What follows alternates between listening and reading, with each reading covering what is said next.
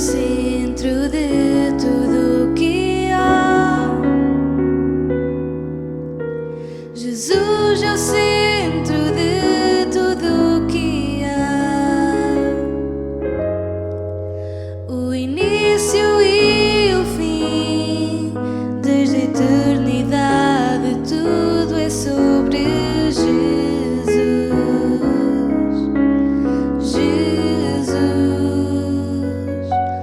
Jesus é o centro de todo o meu ser.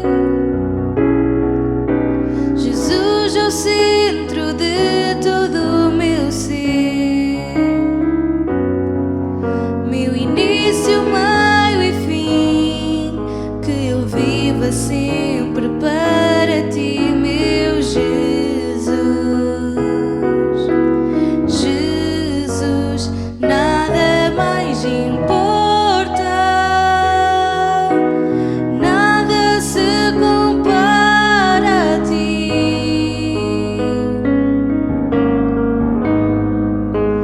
Jesus, tu és o centro e tudo aponta para ti. Jesus é o centro de tudo o que há. O centro de tudo o que há.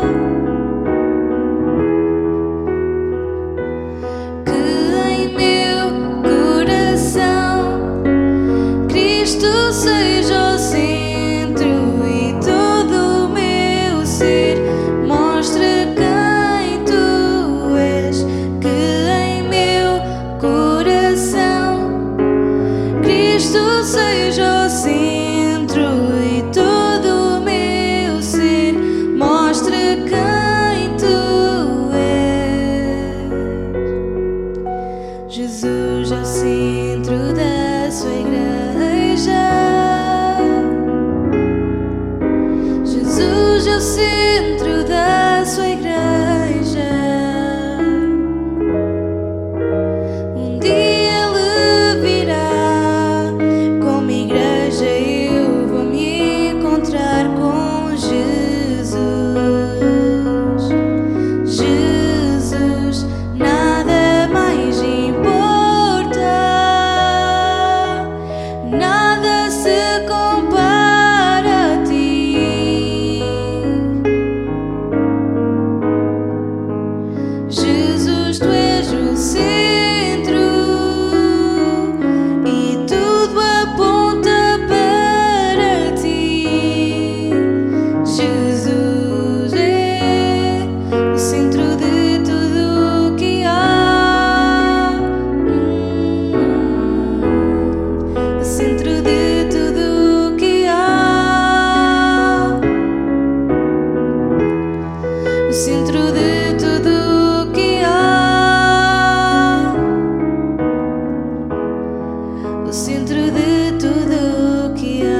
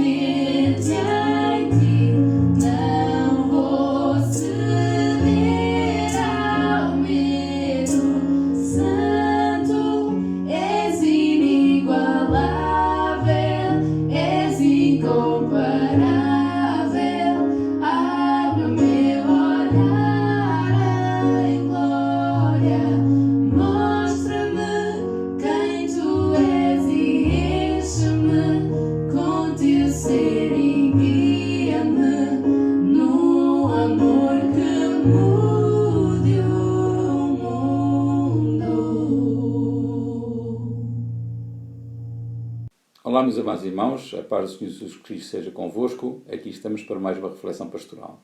E desta feita eu gostaria de começar esta reflexão fazendo uma leitura de um texto bíblico que se encontra na primeira epístola do apóstolo Paulo aos Tessalonicenses, capítulo 5, versículos 1 a 11, que assim diz a palavra de Deus.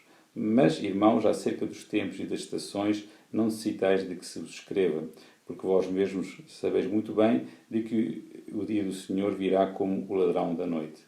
Pois que, quando disserem a paz e segurança, então lhes sobrevirá repentina destruição, como ardores de parto àquela que está grávida, e de modo nenhum escaparão. Mas vós, irmãos, já não estáis em trevas, para que aquele dia vos surpreenda como um ladrão, porque todos vós sois filhos da luz e filhos do dia. Nós não somos da noite nem das trevas. Não dormamos, pois, como os demais, mas vigiemos e sejamos sóbrios. Porque os que dormem, dormem de noite, e os que se embebedam, embebedam-se de noite. Mas nós, que somos do dia, sejamos sóbrios, vestindo-nos da couraça da fé e da caridade, e tendo por capacete a esperança da salvação. Porque Deus não nos destinou para a ira, mas para a aquisição da salvação por nosso Senhor Jesus Cristo, que morreu por nós, para que, quer vigiemos, quer dormamos, vivamos juntamente com Ele. Pelo que exortai-vos uns aos outros e edificai-vos uns aos outros, como também o fazeis. Amém. Meus amados irmãos, fiz esta leitura bíblica para falar a respeito de alguma situação ou situações que têm vindo a acontecer e ocorrer, especialmente nas redes sociais, onde circulam mensagens de certos estudiosos, com vídeos e imagens também, falando de situações que envolvendo a Covid-19, envolvendo esta pandemia e ligando a certos assuntos de acontecimentos que nós conhecemos como acontecimentos escatológicos, isto é, últimos acontecimentos da história da humanidade, conforme nos revela a palavra do Senhor. Amém? Falo da volta de Jesus, falo do arrebatamento da Igreja, da grande tribulação, da manifestação da ira de Deus, do surgimento do Anticristo, do fim do mundo, etc. E realmente muitos que nós vemos é que ligam a atual pandemia como um sinal, como sendo um sinal da vinda do Senhor Jesus Cristo para arrebatar a Igreja. Outros veem a pandemia como uma das pragas do Apocalipse, capítulo 16. Recebi mensagens falando que esta pandemia, Covid-19, era o cumprimento de certas profecias do Velho Testamento. Também recebi mensagens de que o Anticristo ia ser revelado no dia 14 deste mês, supostamente numa reunião convocada pelo atual Papa Católico. E alertado também por certos crentes, vi vídeos em que afirmavam que o arrebatamento iria ocorrer na Páscoa e que depois daria início à grande tribulação e onde uma nova ordem mundial iria ser estabelecida, em que também revelaria o Anticristo. E para essa pessoa seria, na verdade, uma confirmação, porque alega ele, que já sabe, que já conhece e até nomeia a pessoa, diz qual é o seu nome e que trata-se de um governante conhecido a nível mundial. Porém, acontece que nenhuma destas revelações e pronúncios proféticos teve lugar. Até uma, por exemplo, lembro também agora de que uma certa senhora norte-americana dizia que iria, no dia 8 passado, né? Mas para o futuro, antes disso, antes do dia 8, ela dizia que viriam 3 dias de escuridão, portanto, sobre toda a humanidade, sobre toda a face da Terra, e que nós nos tínhamos que precaver e prover de alimentos e também de, veja bem, velas ungidas para iluminar a casa. Porém, passou-se o dia 8, o dia 9, o dia 10 e não sequer ocorreu um dia de escuridão. Portanto, são coisas que realmente têm vindo e têm circulado por aí, que têm criado muita confusão, que têm fomentado medos e até uma certa histeria, e inclusive até de cristãos.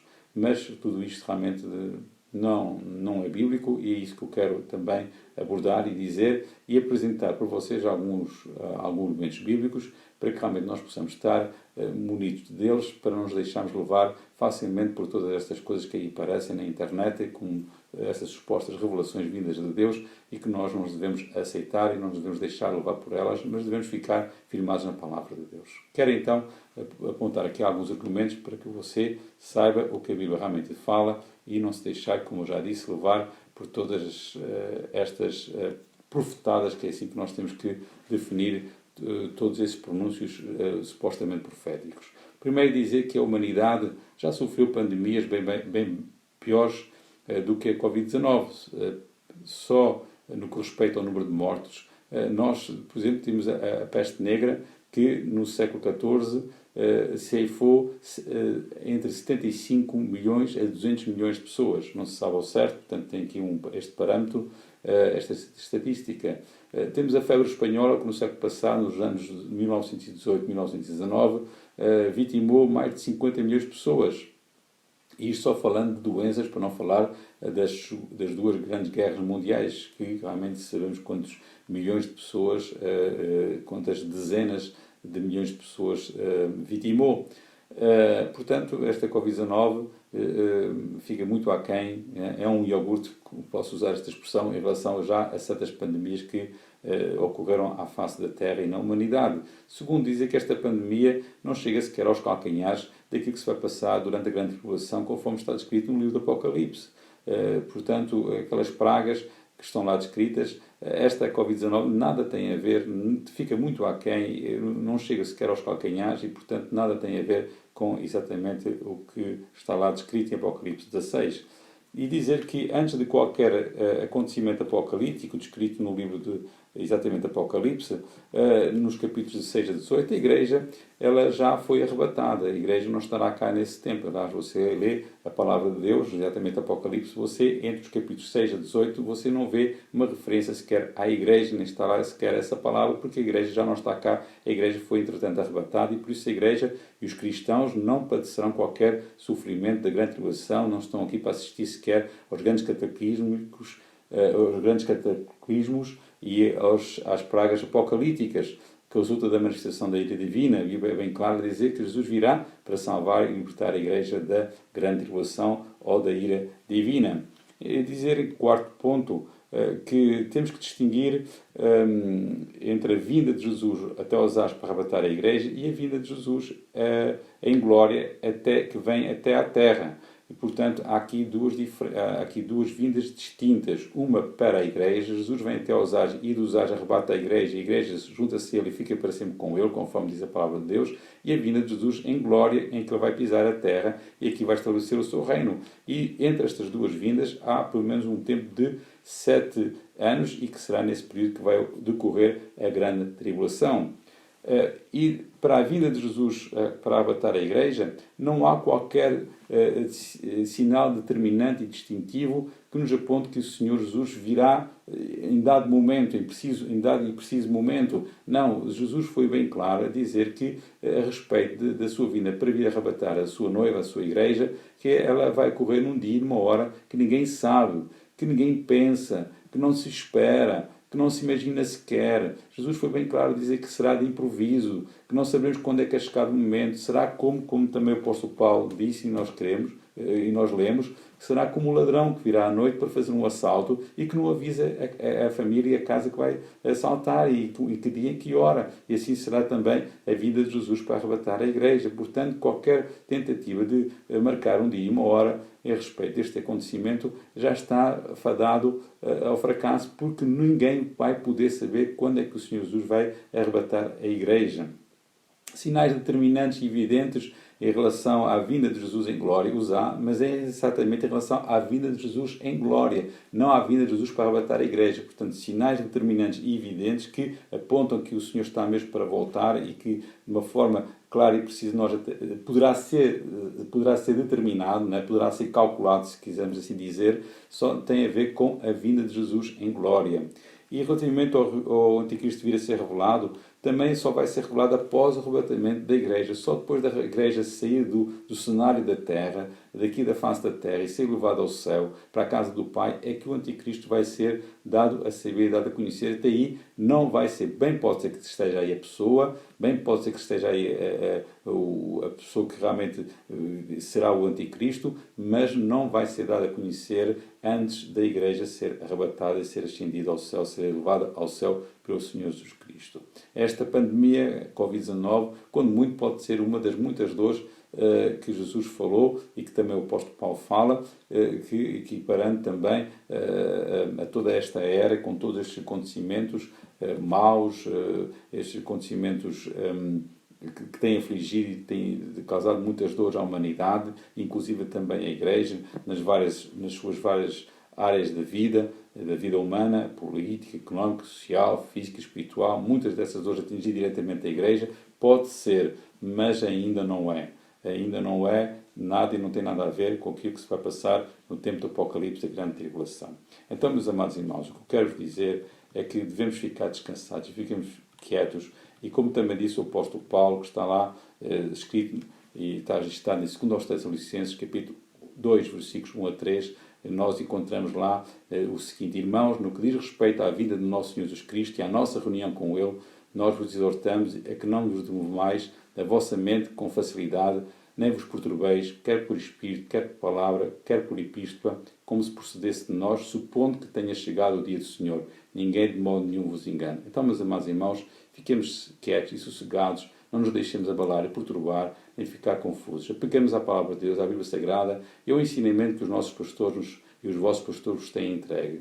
E que realmente o importante é que nós sejamos preparados, vigiando em oração, em vivendo em santidade, sendo do dia e sendo da luz. E assim nós estaremos preparados para o encontro do Senhor, e isso é que importa. Vivamos em paz. Amém? E não nos deixemos levar por todas essas coisas que passam por aí, mas fiquemos quietos e sossegados e firmados naquilo que a Bíblia Sagrada nos diz e essa doutrina que nos tem entregue. Amém? Deus abençoe ricamente em nome do Senhor Jesus. Amém.